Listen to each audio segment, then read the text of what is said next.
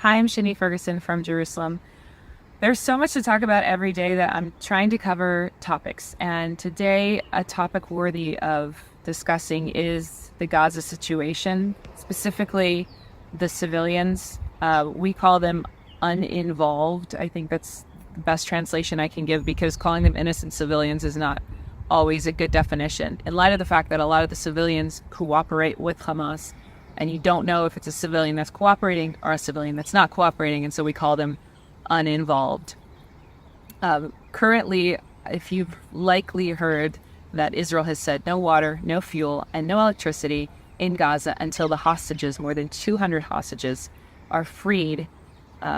This is babies, mothers, grandmothers, people that have nothing to do with any kind of military operation, and people with citizenship around the world. And so it's its own issue.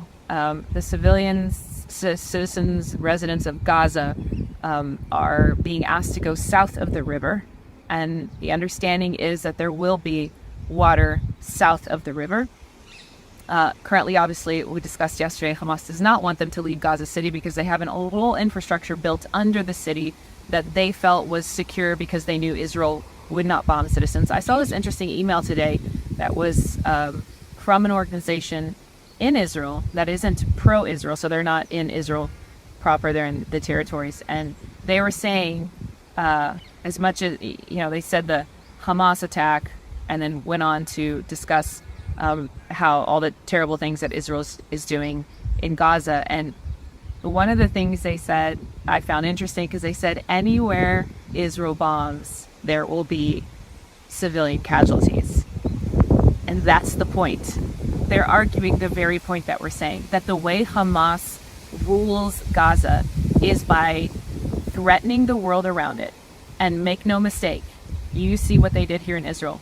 They want to do that to the world. This is what their vein of ideology is shooting for, to do this around the world. They were just able to do it with the closest villages to them so far, which is why it's important that we win. But they understand that Israel is not going to go and bomb civilians, and so they built this whole infrastructure into the city.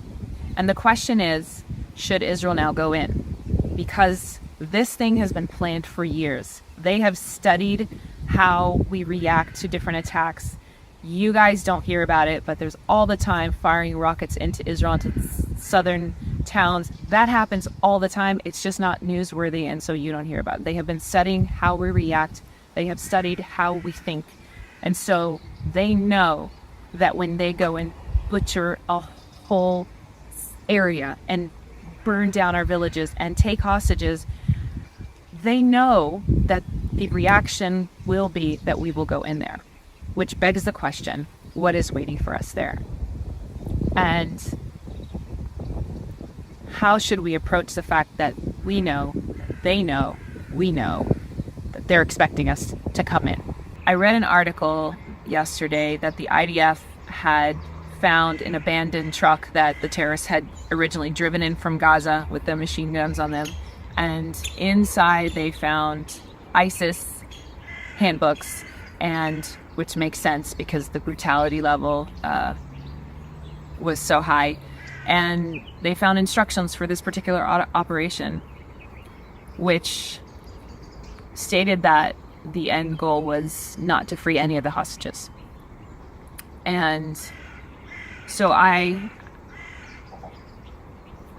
don't know if that's something that Israel should make a big deal out of, because there's always hope as long as they're still alive that we can get them out. But it's important that people that are defending this rule of Hamas in Gaza understand the type of people we're dealing with. They don't have the intentions of leaving them alive, at least in this paperwork. Initially, did not have the intention. After planning this whole thing out, do not intend to leave these hostages alive. They only intended to take them and have them as a human shield, because they know as long as they're in Gaza, Israel's going to be more careful about where they bomb, and it's going to make everything more complicated. And so when people are trying to be balanced and, we love the Palestinians and we love the Arabs, if you think Israelis don't care about the Palestinians in Gaza, you simply have not visited here. You have not talked to Israelis, because they do. And that's why this has been such a dilemma for us. And that's why it had to get this bad even for us to go in as hard as we're going at this point. But I encourage you, again, pray for wisdom for the leadership in Israel, because this attack has been planned for years. And the end result of this needs to be the removal of Hamas from power. And if we go in there and the cost is high, I can't imagine that Israel will know how to stomach the northern border, which hasn't even started. So we're in the early days of this war, and that's really where it's at. We haven't even started. It's been brutal, but we haven't even gotten started. Until next time, thanks for watching.